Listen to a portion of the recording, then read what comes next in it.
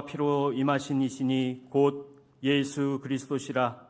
물로만 아니요 물과 피로 임하셨고 증언하는 이는 성령이시니 성령은 진리니라. 증언하는 이가 셋이니 성령과 물과 피라. 또한 이 셋은 합하여 하나이니라. 아멘. 거룩하신 삼위일체 하나님, 성부의 크신 사랑으로 우리를 택하시고 성자 예수 그리스도의 십자가 구속의 은혜로 우리를 구속하시며 성령의 은혜로 우리와 함께 하셔서 우리를 인도해 주시는 하나님을 찬양합니다. 이 모든 은혜와 사랑에 감사하여 주님 앞으로 나왔사오니 우리 예배를 기쁘게 받아 주옵소서. 예수님의 이름으로 기원하옵나이다. 아멘.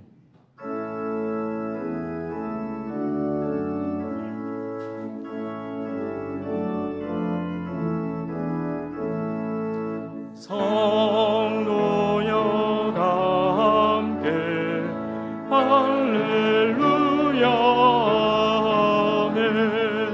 주 찬양하여라 할렐루야 아멘. 주 보좌 앞에서 택하시는 애를 다 찬송하여라 할렐루야 아멘. 만문을 열어라 할렐루야 아멘. 온 하늘을 열라 할렐루야 아멘. 인도자 되시며 친구가 되신 주 그 사랑 끝없다 할렐루야 아멘. 주 찬양하여라 할렐루야 아멘. 찬양은 끝없다 할렐루야 아멘. 거룩한 집에서 은총 기리며 늘 찬송 부르자 할렐루야 아멘. 이 시간 겸손히 지난 한 주간의 삶을 돌아보며 함께 참회의 기도를 드립니다. 거룩하신 하나님, 한 주간 동안 하나님이 없는 것과 같이 생각하며 말하고 행동하였습니다. 온갖 탐욕과 부끄러운 일을 서슴지 않고 행하였습니다. 사람들의 눈은 의식하면서 불꽃 같은 눈으로 감찰하시는 하나님의 안목은 두려워하지 않았습니다. 우리의 연약함과 지은 모든 죄를 회개하오니 용서하여 주옵소서. 이제는 하나님과 나만이 아는 은밀한 죄와 허물을 다 같이 고백하겠습니다. 하나님, 한 주간 하나님이 없는 것과 같이 생각하며 행동하였던 우리의 잘못을 용서하여 주옵소서. 온갖 탐욕과 부끄러운 일을 서슴지 않고 행했던 우리의 연약함과 우리의 죄를 회개하오니 용서하여 주옵소서. 하나님, 이 시간 거룩하고 구별의 능력으로 우리를 새롭게 하여 주시옵소서.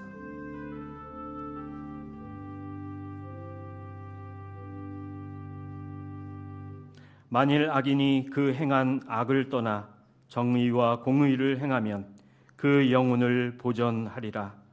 그가 스스로 헤아리고 그 행한 모든 죄에서 돌이켜 떠났으니 반드시 살고 죽지 아니하리라.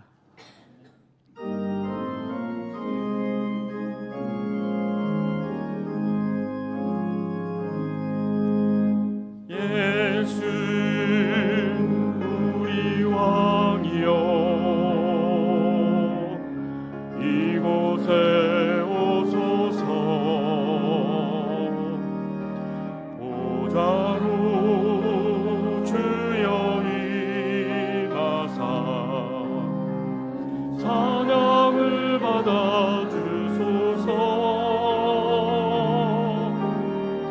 주님을 찬양하오니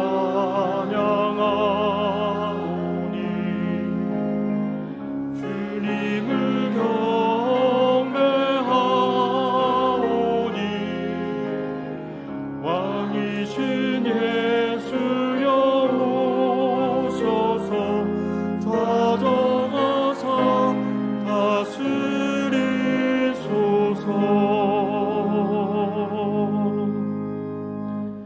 나는 전능하신 아버지 하나님 천지의 창조주를 믿습니다.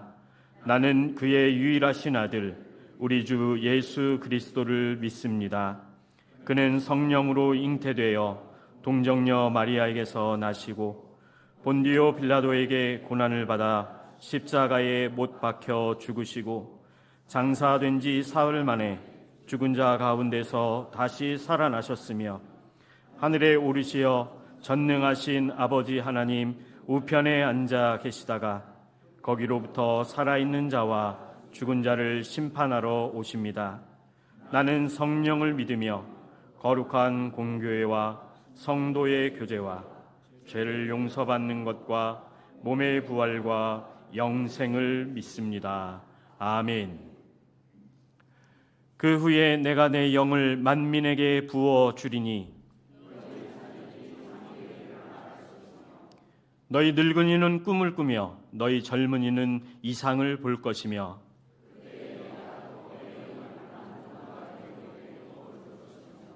내가 이적을 하늘과 땅에 베풀리니 곧 피와 불과 연기 기둥이라. 해가 어두워지고 달이 핏빛같이 변하려니와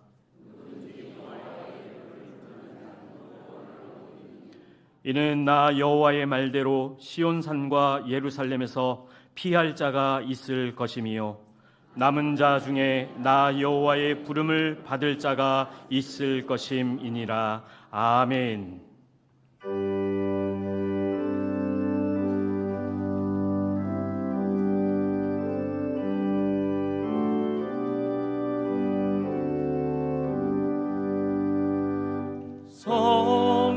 성령이여 감리하사 나를 감화하시고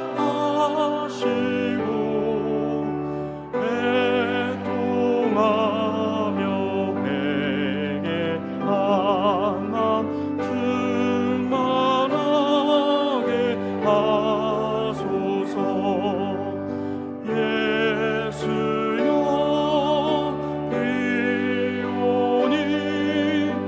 나의 기도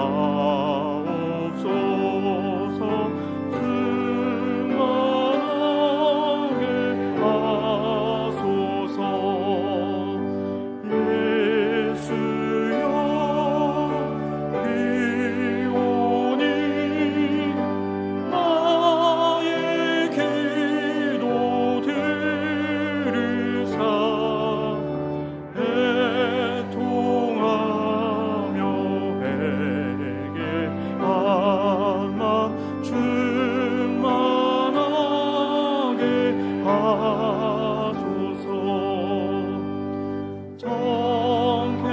정케하고 위로하사 복을 받게 하소서.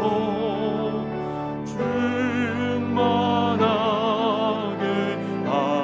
하시오니 무한 감사합니다. 예수여 귀오니 나의 기도 들으사 애통하며 회개한 맘 충만하게 하소서.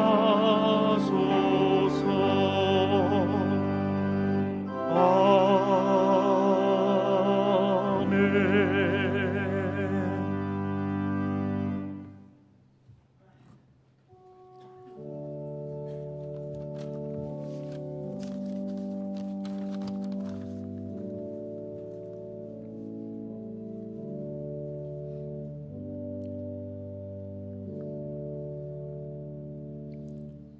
살아계신 하나님 아버지, 오늘도 만세 전부터 복 주시기로 약속하신 거룩한 주의 날을 맞아 주님 전에 나왔습니다. 오늘도 교회 나올 수 있는 건강 허락하여 주시고 하나님을 예배하고자 하는 믿음 갖게 하여 주시니 감사를 드립니다. 이 시간 깨끗한 마음과 거룩한 영으로 하나님을 경배하고 찬양할 때에 성령의 바람이 이곳에 불어와서 주의 영광 가득한 성전 되게 하옵소서. 성령님께서 갈급한 우리의 심령에 은혜의 단비를 내려주시고 우리의 예배를 기쁘게 받아 주시옵소서. 사랑의 하나님 아버지, 저희를 택하시고 하나님의 자녀 삼아 주셔서 하나님을 아빠 아버지라 부를 수 있는 믿음 주심을 감사드립니다. 하나님의 뜻이 계셔서 저희들을 이 땅에 보내주시고 예수님을 나의 구주로 믿어 구원받게 하시고 성령님을 보내주셔서 험한 인생길을 홀로 걷지 않게 하시니 감사를 드립니다. 우리가 지금은 이 땅에서 비록 나그네로 살아도 머지않아 영원한 천국에서 하늘나라 백성으로 살 것을 믿습니다. 이제 더 이상 사망이 우리의 왕노릇 하지 못할 것이며 주의 거룩한 백성으로 음부에 내려가지 않으며 신령한 몸으로 다시 살아날 것을 믿습니다. 이 땅에 사는 동안 천년을 하루같이 주님과 함께 영원한 천국에 살 소망을 품고 사는 저희들 되게 하여 주시옵소서. 이 나라와 이 민족을 사랑하시는 아버지 하나님, 오랜 기간 혼돈 속에서 방황하던 이 나라가 안정을 되찾게 하여 주시니 감사를 드립니다. 새로운 정부가 화합과 일치로 국민이 하나 되게 하시고 당면한 경제 위기와 관세 전쟁을 슬기롭게 극복하여 국민들이 더 살기 좋은 나라 만들어가게 하여 주시옵소서. 수유동교회를 사랑하시는 아버지 하나님, 우리 교회가 금년에 창립 70주년을 맞이하였습니다. 여기까지 인도하신 하나님의 은혜에 감사를 드리며 다가올 미래에도 수유동교회가 가난하고 소외된 자의 벗이 되며 세상에 선한 영향력을 끼치는 교회 되게 하여 주시옵소서. 금년에 새롭게 시작한 마을 모임을 축복하여 주셔서 은혜 가운데 전반기를 잘 마칠 수 있게 하심을 감사드립니다. 하반기에도 건강한 모습으로 다시 만날 때에 더욱 풍성한 결수를 거두는 모임 되게 하여 주시옵소서. 오늘부터 시작되는 70주년 기념 말씀 사경회가 은혜 가운데 잘 진행되게 하여 주시옵소서. 강사로 오시는 황성원 목사님을 지켜주셔서 은혜로운 말씀이 선포되게 하시고 그 말씀을 통하여 우리의 믿음이 더욱 성장하고 우리의 삶이 더욱 풍요로워지게 하여 주시옵소서. 다음 주에 있을 세대별 찬양제와 이어지는 찬양축제, 특강을 통하여서도 하나님 영광 받아주시고 저희들에게도 은혜의 시간 되게 하여 주시옵소서. 이 시간 목회자들과 성도님들을 위하여 기도드립니다. 하나님께서 우리 교회에 보내주신 고성재 위임 목사님을 지켜주셔서 성도들을 푸른 초장과 실만한 물가로 인도하기에 부족함 없는 목자 되게 하여 주시옵소서. 말씀의 능력이 있게 하시고 기도의 권능이 있게 하시고 성도들을 사랑과 정성으로 돌볼 때 피곤치 않게 하시고 곤비치 않게 하여 주시옵소서. 부목사님들과 전도사님들도 지켜주셔서 영육간에 강건하게 하시고 맡겨진 사역을 기쁨으로 감당해 나갈 때 하나님으로부터 인정받고 성도들로부터 사랑받는 목자들 다 되게 하여 주시옵소서. 기도하고 구하는 것은 이미 받은 줄로 믿으라고 말씀하신 주님, 성도님들의 가정을 지켜주시고 원하고 바라는 기도의 제목들이 주 안에서 다 이루어지게 하여 주시옵소서. 병상에서 병 낫기를 간절히 바라는 환우들의 기도를 들어 응답하여 주시옵소서. 여호와 라파 되시는 주님께서 능력의 손길로 함부를 안수하여 주셔서 온갖 질병이 온전히 치유되는 역사가 있게 하셔서 하나님께 감사 찬양하는 시간이 속히 오게 하여 주시옵소서. 오늘도 마음과 뜻과 정성을 다하여 예배드리기를 원합니다. 말씀을 듣고 한 주간 살아갈 힘을 얻게 하시고 찬양할 때 우리의 마음에 기쁨과 감동이 있게 하시고 봉헌할 때 우리의 몸과 마음도 함께 드리는 거룩한 예배되게 하여 주시옵소서. 찬양으로 영광 돌리는 할렐루야 찬양대의 찬양을 하나님 기쁘게 받아주시고 듣는 우리에게도 은혜 내려 주시옵소서. 이번 한 주간도 주님과 동행하며 주님 뜻대로 살기를 바라며 이 모든 말씀을 우리의 소망 되시며 구원자 되시는 예수 그리스도의 이름으로 기도드립니다.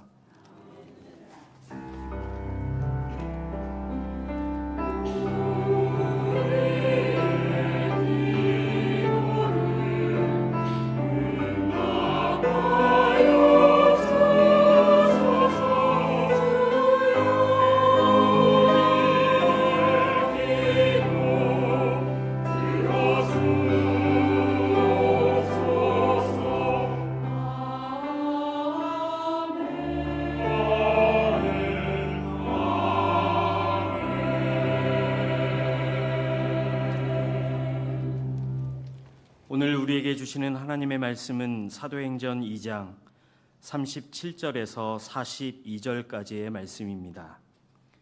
신약성경 190면에 있습니다.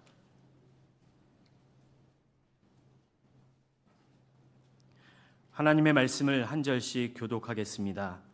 그들이 이 말을 듣고 마음에 찔려 베드로와 다른 사도들에게 물어 이르되 형제들아 우리가 어찌할꼬 하거늘 베드로가 이르되 너희가 회개하여 각각 예수 그리스도의 이름으로 세례를 받고 죄 사함을 받으라.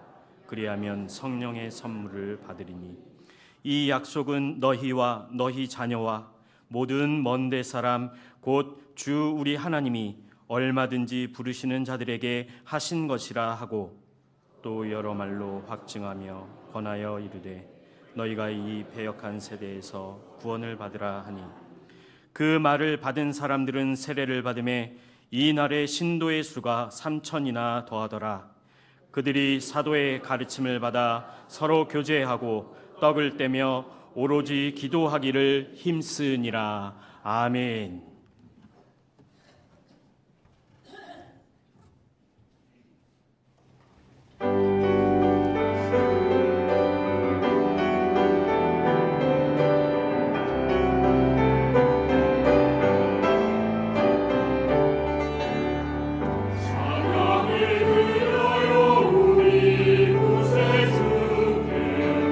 영광과 존귀 모두 주의 것이니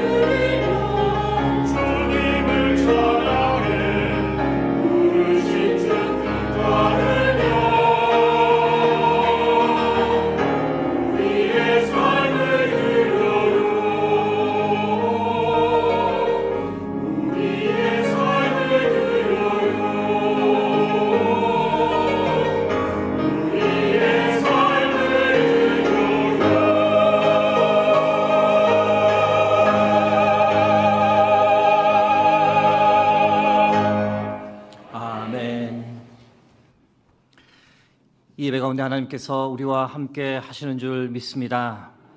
함께 하시는 하나님께서 우리 각자에게 말씀하실 때 아멘으로 응답하고 삶에서 순종하는 은혜가 우리 모두에게 넘치길 주의 이름으로 축복합니다.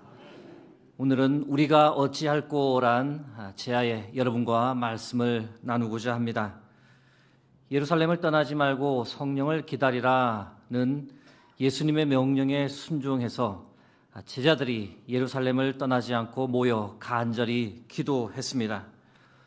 오순절이 시작하면서 전무후무한 놀라운 성령 강림의 역사가 120문도 위에 일어났습니다.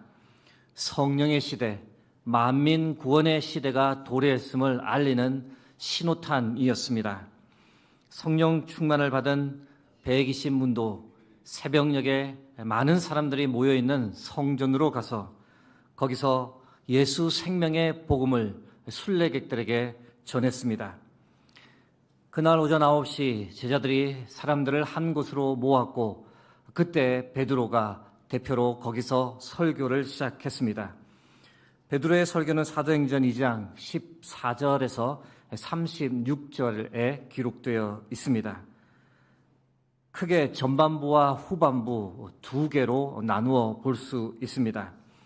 전반부는 사도행전 2장 15절에서 21절까지입니다. 요엘서의 예언이 성취되었다고 베드로가 선포했습니다. 질문을 하나 드립니다. 여러분, 왜 베드로가 요엘서의 예언 성취를 가장 먼저 언급했을까요? 답을 말씀드리면 이 120문도의 예언자적 권위를 강조하기 위함이었습니다. 120문도들이 성전 곳곳에서 예수 생명의 복음을 전했는데 이 많은 순례객들이 그들을 무시하고 깔보았습니다.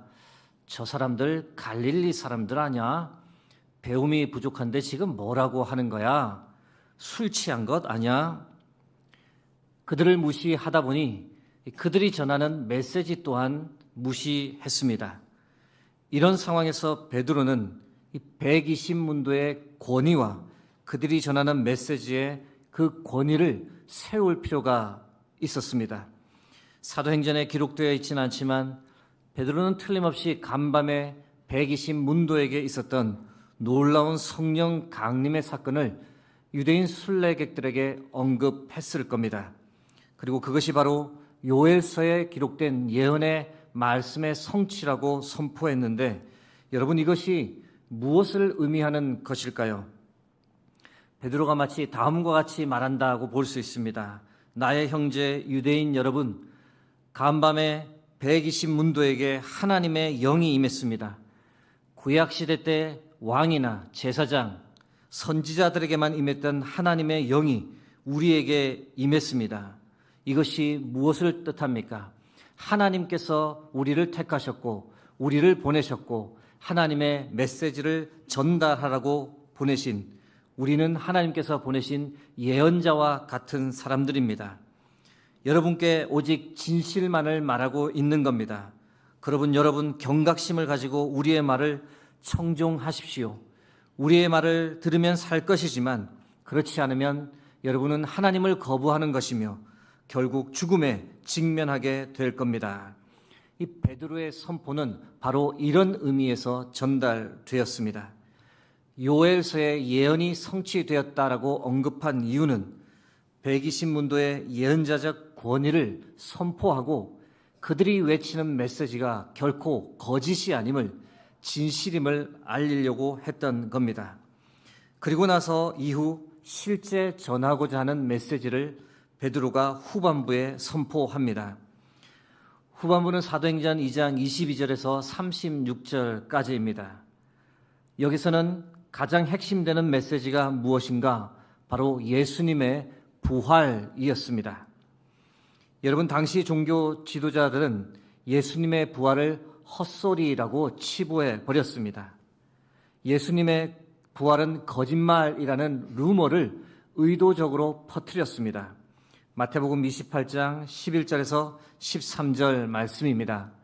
여자들이 갈 때 경비병 중 몇이 성에 들어가 모든 된 일을 제사장들에게 알리니 그들이 장로들과 함께 모여 의논하고 군인들에게 돈을 많이 주며 이르되 너희는 말하기를 그의 제자들이 밤에 와서 우리가 잘 때에 그를 도둑질하여 갔다 하라. 예수님의 부활을 거짓으로 만들어 버렸습니다. 그러나 예수님의 제자들은 끊임없이 예수께서 부활하셨다고 외쳤습니다.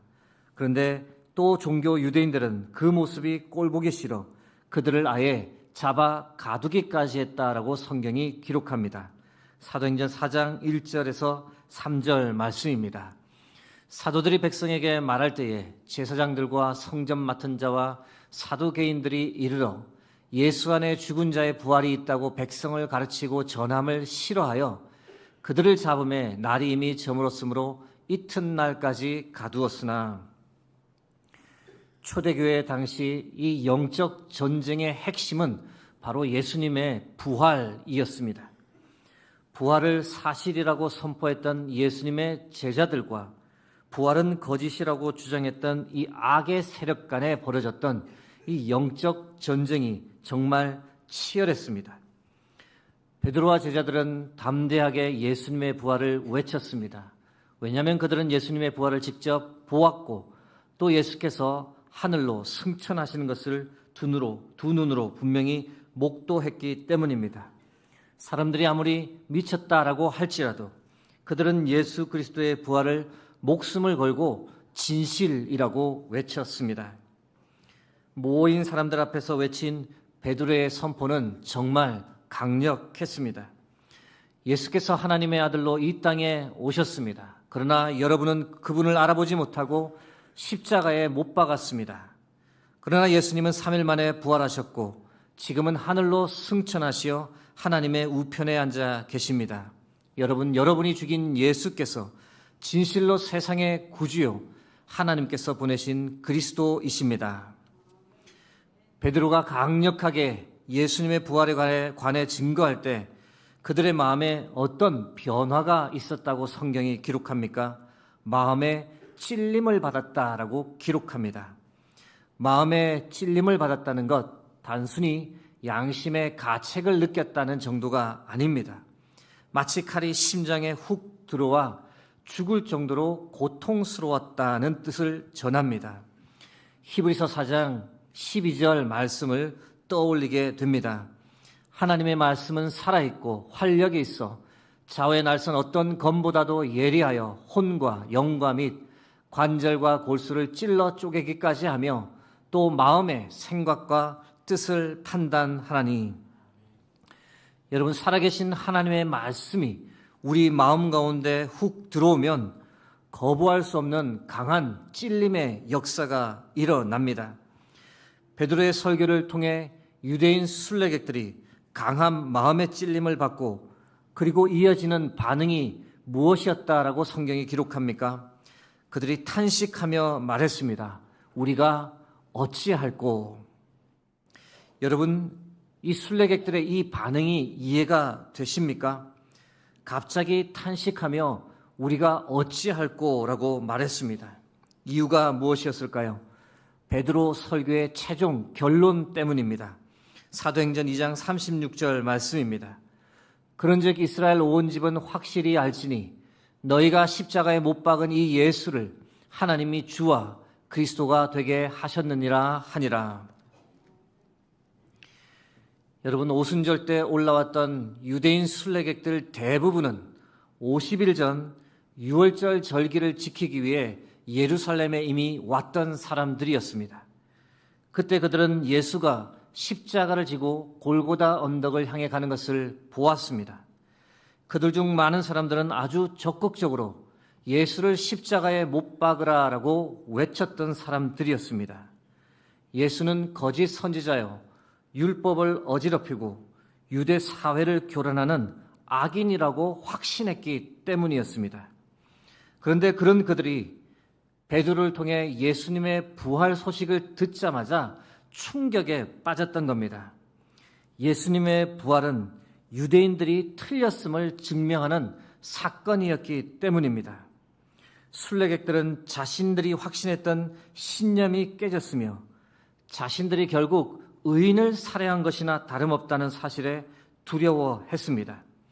하나님이 보내신 사람을 죽였으니 하나님의 심판대 앞에 섰을 때 결코 용서받을 수 없는 죄인이 되어버렸다는 사실에 넋이 나가버렸던 겁니다. 그러니 당연히 탄식으로 이어졌습니다. 우리가 어찌할꼬, 어떻게 하면 우리가 살 수 있을까? 이 말을 연거푸 내뱉었던 겁니다. 다소 급작스런 전환이긴 하지만 여러분 혹시 살면서 어찌할꼬 이런 탄식이 나오신 적이 있습니까? 더 이상 뭘 어떻게 해야 할지 모르는 지경에 처했을 때 우리는 이런 탄식을 하게 됩니다. 취업을 하려고 100군데 이상 이력서를 넣었는데 한 군데서도 연락이 오지 않을 때 참 탄식하게 되고 절망하고 낙담하게 됩니다. 명퇴를 할 수밖에 없어 명퇴했는데 이제 막내는 고등학교를 진학했습니다. 대학까지 가려면 많은 돈이 필요한데 앞으로 어떻게 해야 할지 참 앞이 막막합니다. 정말 열심히 살아왔습니다. 별다른 문제 없이 살아왔는데 그런데 아무런 예고도 없이 말기암에 걸렸습니다. 항암 치료까지 다 받았지만 이제 더 이상 치료할 방법이 없다고 의사가 말할 때 어찌해야 하지, 어찌할꼬 탄식이 나오게 됩니다.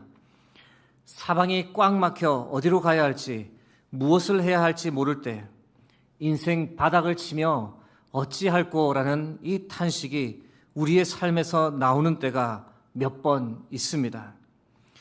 그런데 여러분 혹시 믿음과 관련해 어찌할꼬 탄식해 보신 적이 있습니까? 하나님의 말씀을 듣다가 그 말씀이 내 심장에 훅 들어와 내 심령이 쪼개질 것 같은 심한 고통을 느끼며 주님 어떻게 해야 합니까? 라고 그런 고백을 해보신 적이 있습니까?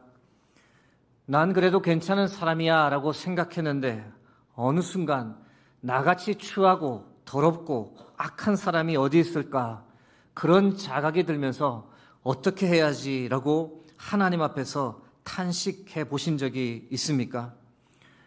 어떻게 해야 내 손에 묻은 피를 깨끗이 씻어낼 수 있을지, 용서받을 수 있을지 깊은 탄식과 함께 영적으로 너무나 고통스러워 간절히 주의 이름을 외쳐보신 적이 있으십니까? 여러분 살면서 한 번도 그런 적이 없다면 다소 위험합니다. 왜냐하면 우리가 곧 하나님의 심판대 앞에 서게 될 텐데 그때 가서 어찌할꼬 탄식을 하게 된다면 그때는 이미 늦습니다. 여러분 우리는 언젠가 모두 하나님의 심판대 앞에 서게 되고 그때 우리의 저지른 모든 죄가 낱낱이 다 드러나게 됩니다. 살면서 내가 잘못한 말들, 잘못한 행동들, 악한 마음들 하나도 없이 숨김없이 다 만천하에 드러나게 될 텐데 아무런 준비 없이 그 하나님의 심판대에 서게 되면 그때는 탄식해도 너무 늦습니다. 여러분 우리가 그렇게 되지 않도록 그 전에 심판대에 서기 전에 준비를 하며 살아야 할 줄로 믿습니다. 어떤 준비를 우리가 해야 할까요?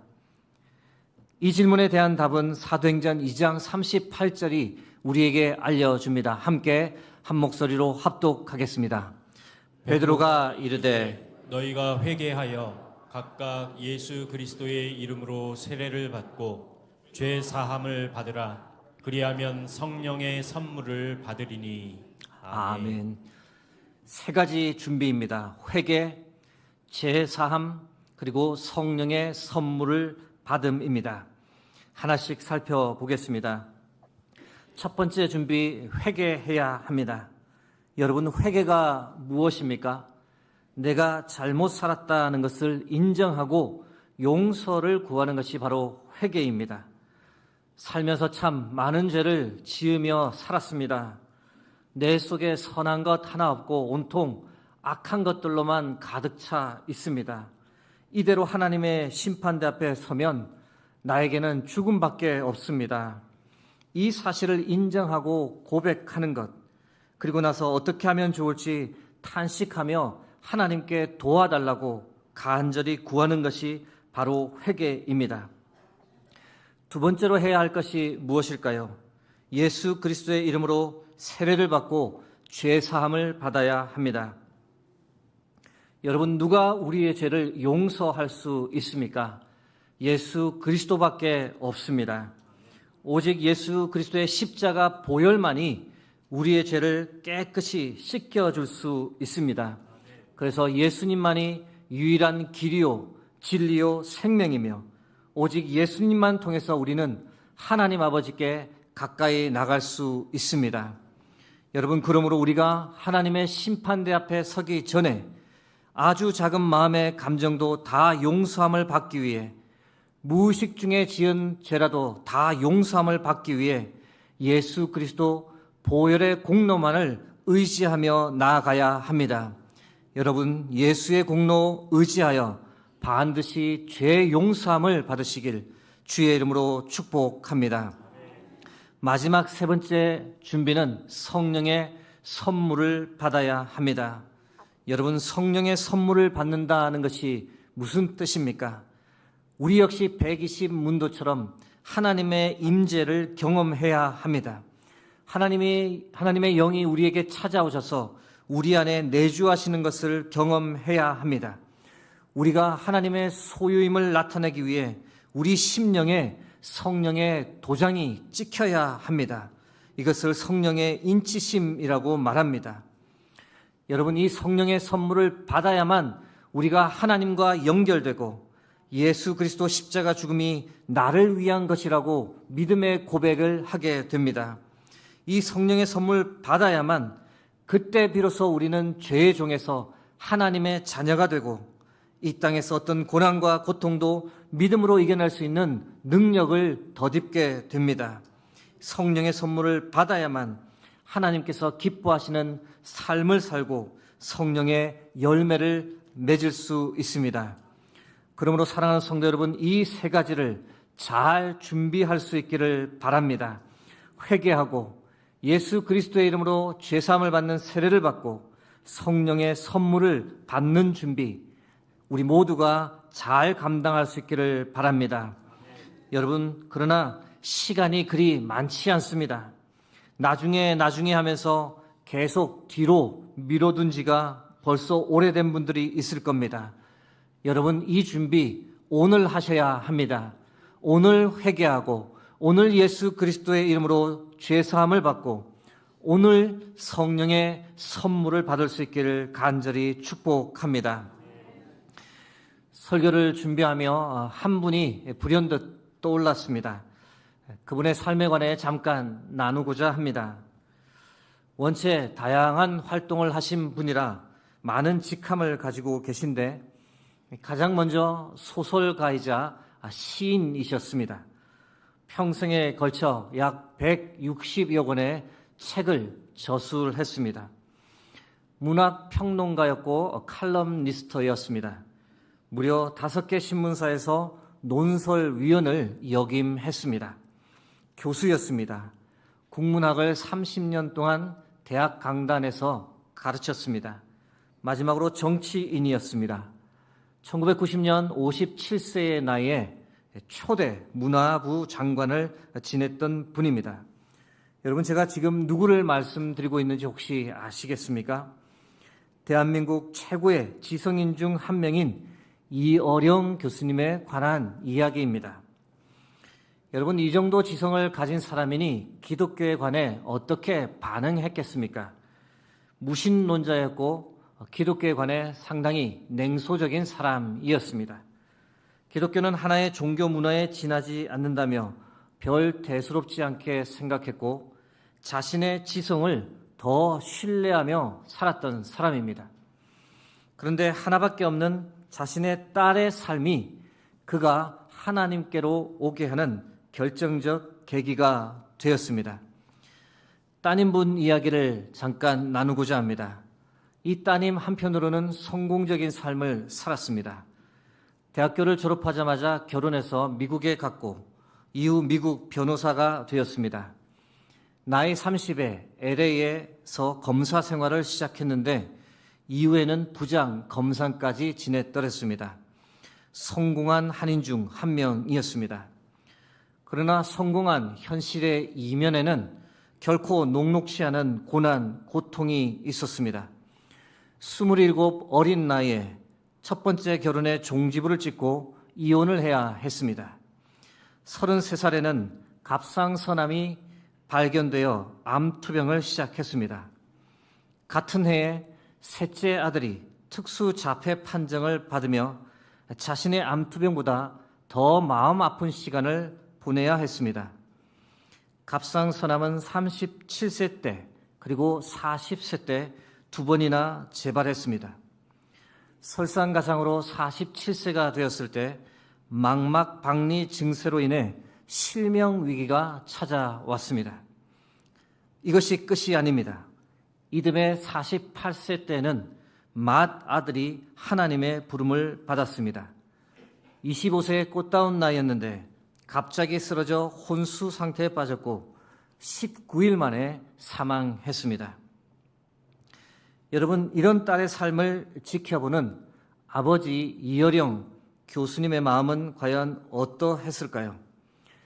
딸이 실명 위기에 처했던 2006년에 이어령 교수는 처음으로 하나님을 찾았고 하나님께 간절히 기도했습니다. 하나님, 나의 사랑하는 딸의 눈을 지켜주십시오. 그러면 제가 남은 삶을 주님을 위해 살겠습니다. 이어령 교수의 간절한 기도 덕분이었을까요? 정말 기적이 일어났습니다. 병원 수술을 받기 전 이 망막박리 증세가 깜쪽같이 사라졌던 겁니다. 이 사건으로 인해 이어령 교수는 예수님을 영접하게 되었고 이듬해 세례를 받았습니다. 73세의 나이에 한 번도 누구 앞에서 무릎을 꿇어본 적 없던 사람이 예수 그리스도 이름 앞에서 무릎을 꿇었습니다. 이분이 세례를 받은 것이 사회적으로 큰 이슈가 그때 되었습니다. 지성을 버리고 신령함을 택했다라고 비난과 조롱을 참 많이 받았습니다. 그럼에도 불구하고 이어령 교수는 이후 하나님과 동행하는 삶을 끝까지 살았으며 그 동행의 삶을 믿음의 서적으로 펴내기 시작했습니다.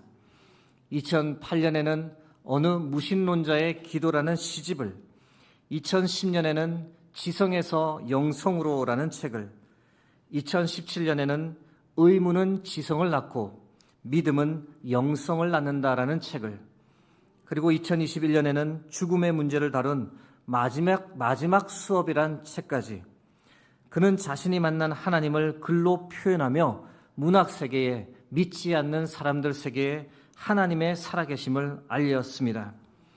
여러분, 이어령 교수는 과거 자신이 무시했던 하나님께 나와 회개했으며 무릎을 꿇고 예수 그리스도의 이름으로 세례를 받고 죄 사함을 받았습니다. 그리고 죽기까지 성령의 이끌림 받는 삶을 살았습니다. 이제 말씀을 맺고자 합니다. 다시 한번 사도행전 2장 38절 말씀을 함께 합독하겠습니다. 베드로가 이르되 너희가 회개하여 각각 예수 그리스도의 이름으로 세례를 받고 죄 사함을 받으라. 그리하면 성령의 선물을 받으리니. 사랑하는 성도 여러분, 여러분은 회개하셨습니까? 여러분은 예수 그리스도의 이름으로 세례를 받고 죄 사함을 받았습니까? 여러분은 성령의 선물을 받고 성령의 인치심을 받은 하나님의 자녀로 살고 있습니까? 사도행전 2장 38절의 말씀이 이어령 교수님처럼 우리 모두의 삶에도 동일하게 역사하기를 주의 이름으로 축복합니다. 회개하고 죄 사함 받고 성령의 선물을 받아 하나님과 동행하는 삶, 우리 모두가 하나님의 심판대에 서기 전에 이 모든 것이 잘 준비되기를 주의 이름으로 축복합니다.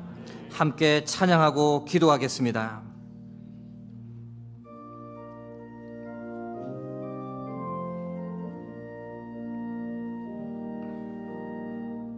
허무한 시절 지날 때 깊은 한숨 내쉴 때 그런 풍경 보시며 탄식하는 분 있네. 고와 같이 너희를 버려두지 않으리. 내가 너희와 영원히 함께하리라. 허무한 시절 지날 때, 허무한 시절 지날 때, 깊은 한숨 내쉴 때 그런 풍경 보시며 탄식하는 분 있네. 고와 같이 너희를 버려두지 않으리. 내가 너희와 영원히 함께하리라. 성령이 오셨네. 성령이 오셨네. 성령이 오셨네. 내 주에 보내시 성령이 오셨네. 우리 인생 가운데 친히 찾아오셔서 그 나라 꿈꾸게 하. 성령이 오셨네. 성령이 오셨네.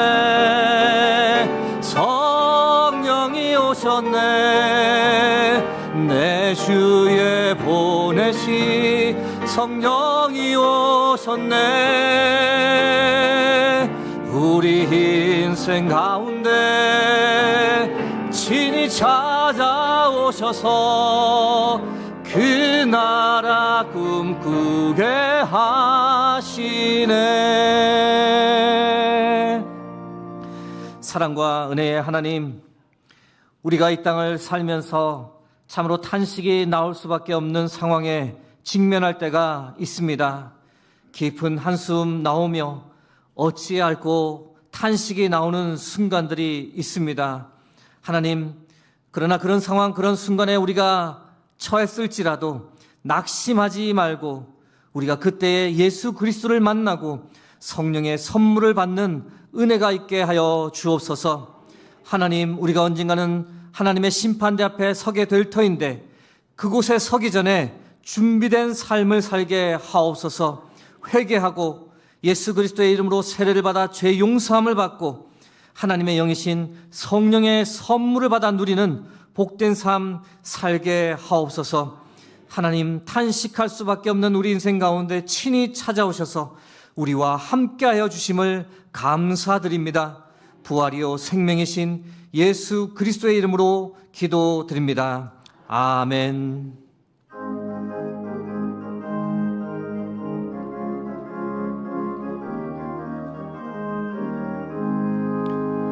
내가 매일 기쁘게 순례의 길 행함은 주의 팔이 나를 안보하며 내가 주의 금목을 받는 참된 비결은 주의 영이 함께함이라. 성령이 계시네. 할렐루야 함께하시네. 좁은 길을 걸으며 밤낮 기뻐하는 것 주의 영이 함께함이라. 전에 죄에 빠져서 평안함이 없을 때 예수 십자가의 공로 힘입어 그 발 아래 엎드려 참된 평화 얻음은 주의 영이 함께함이라. 성령이 계시네. 할렐루야 함께하시네. 좁은 길을 걸으며 밤낮 기뻐하는 것 주의 영이 함께함이라. 나와 동행하시고 모든 염려하시니 나는 숲의 새와 같이 기쁘다. 내가 기쁜 마음으로 주의 뜻을 행함은 주의 영이 함께함이라. 성령이 계시네, 할렐루야 함께 하시네. 좁은 길을 걸으며 밤낮 기뻐하는 것 주의 영이 함께함이라. 세상 모든 욕망과 나의 모든 정욕은 십자가에 이미 못을 박았네. 어두운 밤이 지나고 무거운 짐 벗으니 주의 영이 함께함이라. 성령이 계시네, 할렐루야 함께 하시네. 좁은 길을 걸으며 밤낮 기뻐하는 것 주의 영이 함께함이라.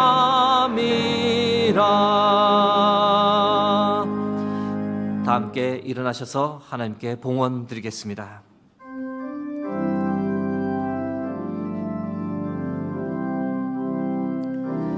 감사 위에 감사를 덮을 때 은혜 위에 은혜가 쌓이네. 모든 일에 감사, 모든 순간에 그리하니 하실지라도 감사 위에 감사를, 감사 위에 감사를 덮을 때 은혜 위에 은혜가 쌓이네. 모든 일에 감사, 모든 순간이 그리하니 하실지라도 감사. 만군의 여호와가 이르노라. 너희의 온전한 11조를 창고에 들여 나의 집에 양식이 있게 하고 그것으로 나를 시험하여 내가 하늘 문을 열고 너희에게 복을 쌓을 곳이 없도록 붙지 아니하나 보라. 우리의 예배를 기뻐 받으시는 아버지 하나님, 오늘 거룩한 주일을 우리에게 허락하시고 변함없이 우리를 아버지의 집에 예배자로 세워주시니 감사합니다. 오늘도 우리에게 살아갈 힘과 용기 주셔서 성령을 허락해 주시고 우리와 동행해 주시며 우리의 삶을 이끌어 주셔서 그 은혜 감사하여 이 시간 하나님께 예물을 드립니다. 나의 모든 것은 다 하나님의 것입니다라는 고백과 함께 우리의 마음과 삶도 주께 드리오니 저희들의 정성을 기쁘게 받아 주옵소서. 하나님, 어려운 형편 중에서도 처음 익은 열매를 아낌없이 하나님께 드립니다. 각자의 처지에 따라 힘을 다해 정성껏 드립니다. 드린 가정 그 손길에 주께서 복 위에 복을, 은혜 위에 은혜를 더하여 주옵소서. 그래서 늘 하늘문을 여시고 복을 쌓을 것이 없도록 부어주시는 그 하나님을 우리가 반드시 만나고 그 하나님을 크게 자랑하는 인생 되게 도와주옵소서. 하나님, 이제 세상을 향해 나가 한 주간 이 땅을 살아가고자 합니다. 전능하신 하나님, 우리와 함께 하시니 우리는 반드시 승리할 줄로 믿습니다. 주께서 안아주시고 힘주시니 반드시 이길 줄로 믿습니다. 새로운 한 주간 우리의 삶이 거룩한 예배되게 하옵소서. 생명과 구원과 능력의 그 이름 예수 그리스도의 이름으로 기도드립니다. 아멘.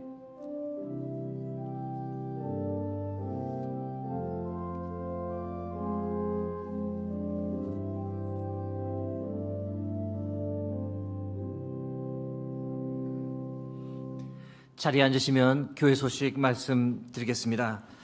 오늘 저녁 7시 30분부터 말씀 사경회가 3일간 진행됩니다. 오른쪽, 강당 오른쪽 위에 현수막을 보시면 알겠지만 주제는 홍해를 건너자입니다. 강사로는 창동 영광교회 담임 목사님이신 황성은 목사님께서 오십니다. 두 가지 부탁을 드립니다. 한 가지는 앞자리부터 착석해 주시기를 부탁드리고, 두 번째는 감사헌금을 하기 원하시는 분들은 본당 입구 필경대 위 헌금함에 봉헌해 주시면 강사님께서 그것을 위해 또 축복해 주실 예정입니다. 오늘 마을 모임이 마지막입니다. 함께 해주신 분들 모두에게 너무 감사드리고, 특별히 마을 모임 섬김이 지킴이로 수고해 주신 분들께 진심으로 감사드립니다. 다음 주일 관련 소식입니다.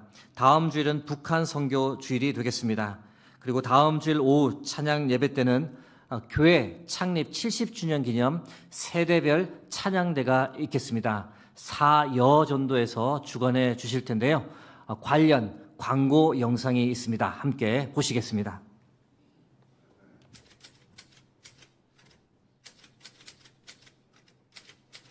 죄 많은 이 세상은 내 집안이네. 내 모든 보안은 저 하늘에 있네. 저 천국 문을 열고 나를 부르네. 나는 이 세상에 정될 수 없도다. 오 주님 같은 친구 없도다. 저 천국 없으면 난 어떻게 하나. 저 천국 문을 열고 나를 부르네. 나는 이 세상에 정될 수 없도다. 주 사랑해요. 온맘 다하여 말로 다 할 수 없어.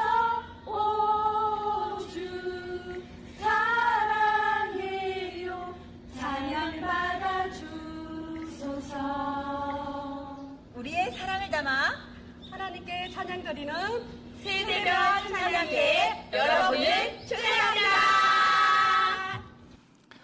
무료입니다. 다 함께 참여하시면 큰 은혜 받으실 줄 믿습니다. 6.25 상계 75주년 75시간 연속 구국 기도회가 진행됩니다. 원하시는 분은 원하시는 시간을 본당 출입구 상황판에 기록해 주시면 함께 참여하실 수 있습니다. 교인 동정입니다. 영경림 은퇴 권사님께서 하나님의 부르심을 받았습니다. 현성일 집사님의 친모 되시는데 유족들 위해 기도해 주시고 또 위로해 주시기를 부탁드립니다. 박의웅 은퇴 집사님께서 하나님의 부르심을 어제 받았습니다. 빈소는 강남 성모병원 장례식장이 되겠습니다. 저희 교회에서는 내일 위로 예배를 가고자 합니다. 교회에서 10시에 출발해서 11시에 위로 예배를 드리고자 합니다. 함께 하시기를 원하시는 분은 내일 10시까지 교회에 오시면 되겠습니다. 기타 소식은 주보와 홈페이지를 참고해 주시기 부탁드립니다. 이제 다 함께 일어나셔서 파송 찬양을 하나님께 함께 드리겠습니다.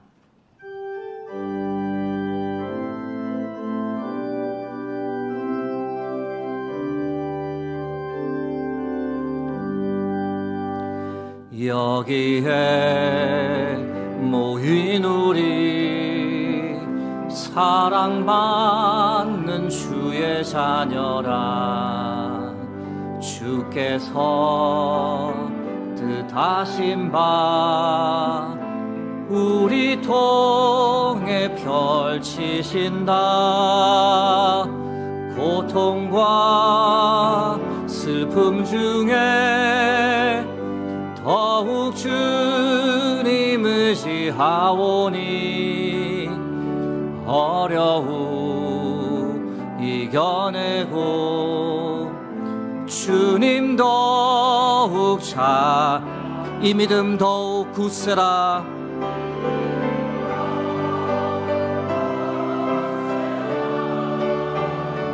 주가 지켜주신다. 어둠 밤에도 주의 밝은 빛 인도하여 주신다. 지금은 우리 주 예수 그리스도의 은혜와 하나님 아버지의 무한하신 사랑하심과 성령의 감화감동 교통하심이 회개하고 예수 그리스도의 이름으로 제사함을 받으며 성령의 선물을 받아 준비된 삶을 살겠다고 그렇게 다짐하며 이제 세상을 향해 나가는 여기 모인 모든 주의 백성들 위해 그들의 가정과 그들의 삶의 자리 위에 하나님께서 붙잡고 계시는 이 나라 이 민족 위에 이제로부터 영원토록 함께 하시길 간절히 축원하옵나이다. 아멘.